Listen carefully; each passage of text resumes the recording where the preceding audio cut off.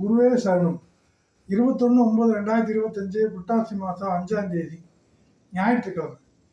இன்னைக்கு அவிட்டம் நட்சத்திரக்காரர்களுக்கு சந்திராஷ்டமம்.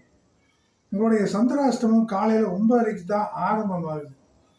மனசுல துன்பங்கள் இருக்கும். தாய் தந்தையரால ஒரு ஆதாயம் இன்னைக்கு கிடைச்சா கூட அது ஒரு உபயோகம் இல்லாத மாதிரி தான் இருக்கும்.